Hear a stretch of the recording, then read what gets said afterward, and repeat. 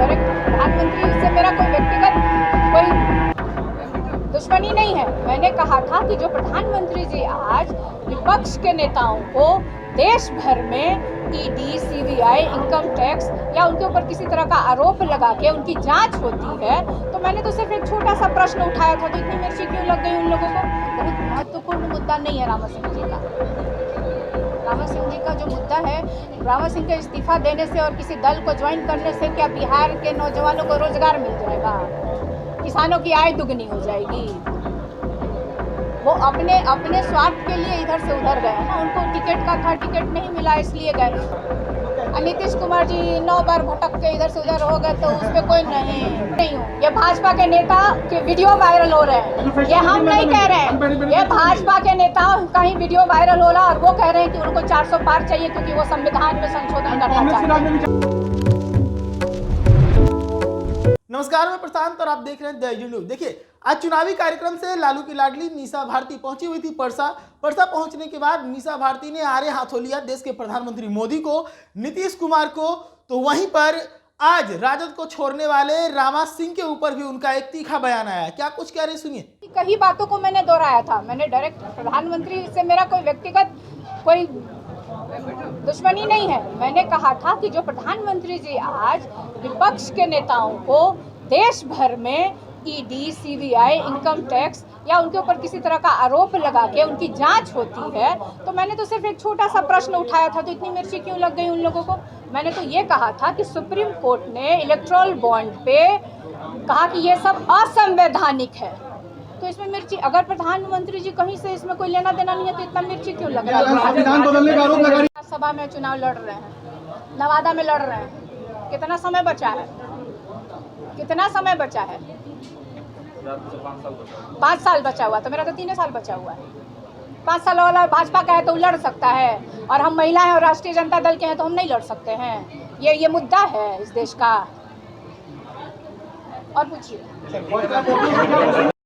इस बार मीसा भारती रणनीति नहीं तय कर रही है, इस बार पाटलिपुत्रा की जनता ने रणनीति तय कर रखा है।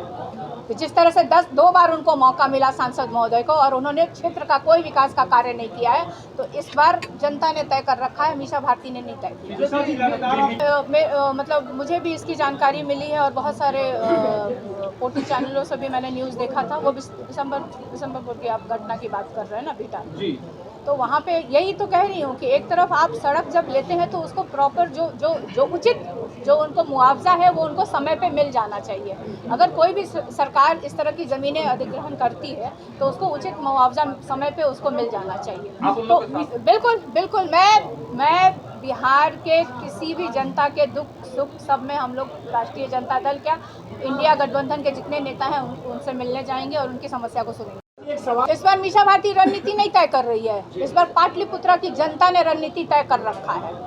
जिस तरह से 2 बार उनको मौका मिला सांसद महोदय को और उन्होंने क्षेत्र का कोई विकास का कार्य नहीं किया है, तो इस बार जनता ने तय कर रखा है, मीसा भारती ने नहीं तय किया। मतलब मुझे भी इसकी जानकारी मिली है और बहुत सारे ओटी चैनलों से भी मैंने न्यूज़ देखा था। वो दिसंबर की आप घटना की बात कर रहे हैं ना बेटा, तो वहाँ पे यही तो कह रही हूँ कि एक तरफ आप सड़क जब लेते हैं तो उसको प्रॉपर जो उचित जो उनको मुआवजा है वो उनको समय पे मिल जाना चाहिए। अगर कोई भी सरकार इस तरह की ज़मीनें अधिग्रहण करती है तो उसको उचित मुआवजा समय पे उसको मिल जाना चाहिए। तो बिल्कुल मैं बिहार के किसी भी जनता के दुख सुख सब में हम लोग राष्ट्रीय जनता दल क्या इंडिया गठबंधन के जितने नेता हैं उनसे मिलने जाएंगे और उनकी समस्या को सुनेंगे। अब ये तो सामने है, उसमें छुपा हुआ क्या है, तो सब सामने है। चुनाव आता है, किसी को अगर टिकट नहीं मिलता तो सब दल में ये होता है। ये कोई बहुत महत्वपूर्ण मुद्दा नहीं है रामा सिंह जी का।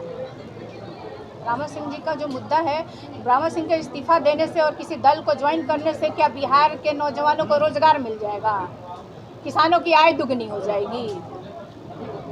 वो अपने स्वार्थ के लिए इधर से उधर गए हैं ना, उनको टिकट का था, टिकट नहीं मिला इसलिए गए। तो ये तो सब दल में ऐसे होता है। नीतीश कुमार जी 9 बार भटक के इधर से उधर हो गए, तो उस पर कोई नहीं। 2005 के पहले क्या था?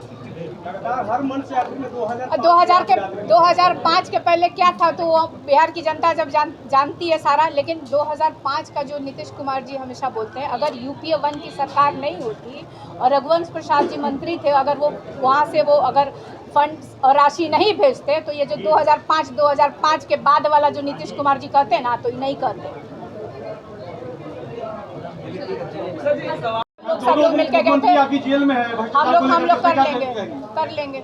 यही तो मैंने कहा था कि हमारी भी सरकार होगी, जितने तरह का आरोप लग रहा है हम लोग भी जांच कराएंगे, फिर सब लोग जेल जाएंगे। बदलने की बात कही जा रही है मैम। मैं नहीं कह रही हूँ, ये भाजपा के नेता के वीडियो वायरल हो रहे हैं, ये हम नहीं कह रहे हैं। ये भाजपा के नेताओं का ही वीडियो वायरल हो रहा है और वो कह रहे हैं कि उनको 400 पार चाहिए क्योंकि वो संविधान में संशोधन करना कांग्रेस के चाहते राज में भी 400 पार हुआ था, लेकिन संविधान नहीं बदला गया, तो ये आरोप क्यों लगाया जा रहा है?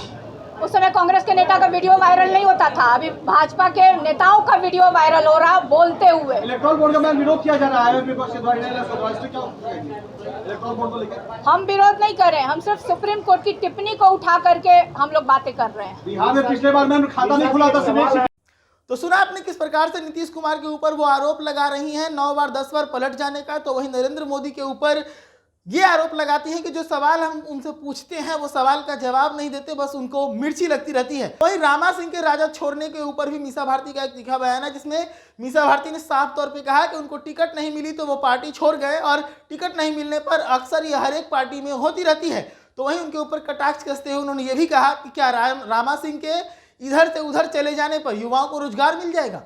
इस वीडियो के बारे में आपको क्या लगता है, अपनी राय कमेंट सेक्शन में जरूर रखिएगा और सब्सक्राइब कर लीजिएगा द एज न्यूज़ को यूट्यूब पर और फेसबुक पर फॉलो कर लीजिएगा।